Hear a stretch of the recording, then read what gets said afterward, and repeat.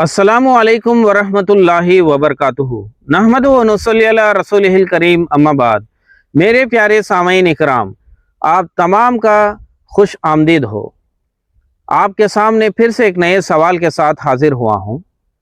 सवाल इस तरह है कि सिलसिलतुल बौल का मतलब है किसी आदमी को पेशाब की बीमारी हो, मतलब पेशाब करने के बाद भी, पेशाब से फारिग होने के बाद भी, क़ज़ाए हाजत से फारिग होने के बाद भी उसको बार बार पेशाब के ख़तरे निकलते रहते हैं। और दूसरा सवाल ये भी है, इसी तरीक़े से जिस तरीक़े से बार बार पेशाब के ख़तरे निकलते हैं जो आदमी इस बीमारी में मुलव्विस है, इसी तरीक़े से एक और बीमारी भी है जो गैस की बीमारी, जो गैस की इल्लत है। उसको बार बार गैस निकलती रहती है।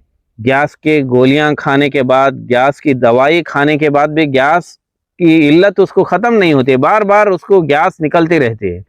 तो ऐसा आदमी जिसको बार बार पेशाब के ख़तरे निकलते हो, जिसको बार बार गैस निकलती हो, तो ये आदमी जब नमाज पढ़ता है तो नमाज में भी उसको पेशाब के ख़तरे बार बार निकलते रहते हैं और नमाज में उसको बार बार गैस निकलती रहती है। तो क्या ऐसा आदमी जो नमाज पढ़ने के बाद नमाज के दौरान उसको पेशाब के ख़तरे निकलते हैं और वो आदमी जो नमाज पढ़ते हैं उसको बार बार नमाज के दौरान गैस निकलती है, क्या उसकी नमाज हो जाएगी? क्या ऐसे आदमी को दोबारा नमाज पढ़ना चाहिए या ऐसे आदमी की नमाज ही नहीं होगी? क्या उसके लिए कोई हल है? अब इसको बार बार गैस निकलती है, इसको बार बार पेशाब के ख़तरे निकलती हैं, तब तो नमाज ही नहीं पढ़ सकता, इसलिए कि हर वक्त उसकी ये इल्लत है, उसकी बीमारी है। तो ऐसी बीमारी की हालत में क्या वो नमाज अदा कर सकता है या वो सरे से नमाज ही को छोड़ दे? नमाज को तो छोड़ना ये अल्लाह ताला उसको माफ़ नहीं करेगा। क्या इसके लिए शरीयत इस्लाम कोई हल पेश करता है? कुरान और हदीस की रोशनी में क्या इसके लिए कोई जवाब है, कोई हल? ऐसा आदमी जो नमाज पढ़ते हुए उसको दौरान नमाज बार बार पेशाब के ख़तरे निकलते हैं और ऐसा आदमी जो नमाज पढ़ते हुए बार बार नमाज में उसको गैस खारिज होती रहती है, हवा खारिज होती रहती है, हवा निकलती रहती है, तो अब उसको क्या करना चाहिए? उसकी नमाज पूरी हो जाएगी, उसकी नमाज मुकम्मल हो जाएगी। शर्त यह है कि ऐसे आदमी को हर नमाज के लिए वज़ू बनाना ज़रूरी है। चाहे जो पेशाब के ख़तरे उसको निकलते रहते हैं, उसको हर नमाज के लिए नया वज़ू बनाना ज़रूरी है। और जिसको गैस बार बार निकलती है उसको भी चाहिए कि हर नमाज के लिए नया वज़ू बनाए, मतलब नया वज़ू मतलब जो नमाज के लिए वज़ू बनाते हैं इस तरीक़े से वो वज़ू बनाए। तो ऐसा वज़ू बनाने से उसकी नमाज मुकम्मल हो जाएगी। जिसको पेशाब के ख़तरे की इल्लत है, जिसको पेशाब के ख़तरे की बीमारी है और जिसको गैस की इल्लत है, गैस की बीमारी है, इन दोनों की नमाज अल्लाह ताला कबूल करेगा, इन दोनों की नमाज हो जाएगी। अगरचे के नमाज के दौरान इनको पेशाब के ख़तरे आते हो, अगरचे के नमाज के दौरान गैस निकलती रहती हो। उसकी दलील सुनन अबू दाऊद में ये हदीस मौजूद है।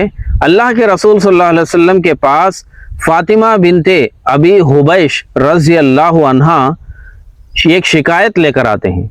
अल्लाह के रसूल सल्लल्लाहु अलैहि वसल्लम से शिकायत करते हैं, ऐ अल्लाह के रसूल, मुझे बार बार मुसलसल खून निकलते रहता है, क्या मैं नमाज को छोड़ दूं? तो अल्लाह के रसूल सल्लल्लाहु अलैहि वसल्लम ने फरमाया, ऐसा खून जो हैज़ का खून हो तब तो तुम्हारे लिए इजाज़त है कि हैज़ के खून के वक्त नमाज छोड़ दे। अगर हैज़ के खून के अलावा अगर तुमको मुसलसल खून आता रहता है तब तो तुम हर नमाज के लिए वज़ू करो और नमाज पढ़ती रहो। तो यहाँ अल्लाह के रसूल सल्लल्लाहु अलैहि वसल्लम इस सहाबिया को इजाज़त दिए हैं, अगरचे के मुसलसल खून आपको आता रहता है, ये शिकायत है, ये बीमारी है, तब तो ऐसी औरत को नमाज कंटिन्यू करना चाहिए, नमाज को पढ़ते रहना चाहिए। शर्त यह है कि हर नमाज के लिए वो वज़ू करना ज़रूरी है। अगर वो ज़ोहर की नमाज के लिए वज़ू की है और असर की नमाज तक उसका वज़ू बाकी रहा तब भी उसको चाहिए कि वो वुजू करके ही नमाज पढ़े, इसीलिए कि उसको बार बार खून निकलते रहता है। तो यही मसला इन दो आदमियों के लिए भी है, जिसको बार बार पेशाब के खतरे निकलते हो और जिसको बार बार गैस निकलती रहती है। तो ऐसे आदमियों के लिए भी यही जवाब है, जब भी वो नमाज के लिए जाए तो हर नमाज के लिए असरे नौ नए से वुजू करे, उसके बाद नमाज पढ़े। अल्लाह ताला उनकी नमाज को कबूल करेगा, उनकी नमाज मुकम्मल हो जाएगी। वल्लाहु आलम। अस्सलामु अलैकुम वरहमतुल्लाहि वबरकातुहू।